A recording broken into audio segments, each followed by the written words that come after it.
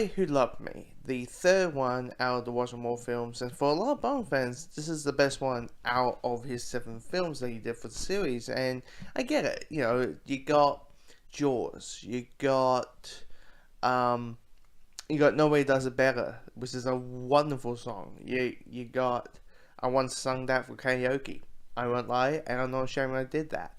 Uh, you got the Underwater Lair, you got the Union Jack and the Steed Chase, and Bond 77, which is the track for the Steed Chase scene at the beginning, and then you have Triple X and Subwing Car, and the list goes on and on. So there's a lot of stuff that people find iconic about the series is from this film.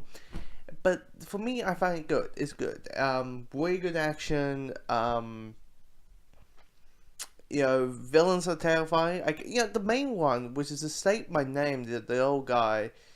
Even though he's playing the end, I was like, okay, they're probably like this warrior typical, like, oh, this is a good villain, very awesome villain. Oh, right, it's a James Bond film. Better have the evil domination plan. And I'm like,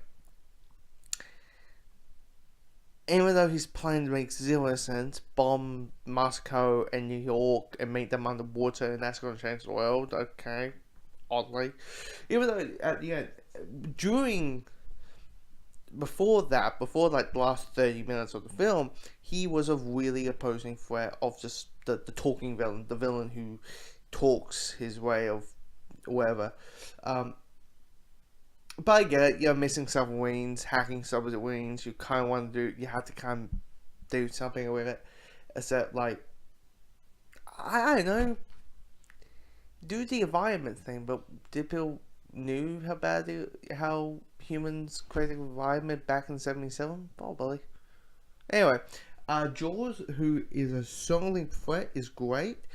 Even though his whole thing of doesn't matter how many times you try to kill him, he's not. Like, train fight, he survives. Crashing into a building, he survives. Surviving an explosion. His whole thing, it was kind of like the gimmick that kind of got old and old. Oh, and now, but also out through this movie, you got several parts that kind of like Man with Golden Gun. You have several parts where Roger Moore's Bond gets kind of cold-blooded or cold-hearted, where the West Package scene, Batman's and what a delightful chap. There's some things like that, and it's one of the things you have to remind yourself, like, oh yeah, the Roger Moore wasn't just the jokes and error, because let's be honest. When we think of, we think of clown makeup, we think of Moonraker and all that. It's like, oh my god, that's the next one. Okay. But yeah, for me, it's just good.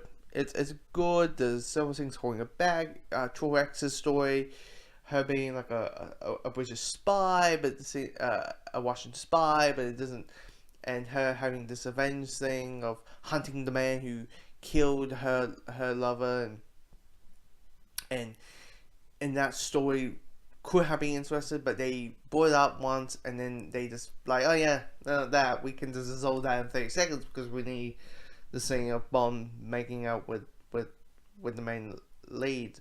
But yeah, this is good. This is a good movie. It's not the greatest out of the Moore films, but it's still good.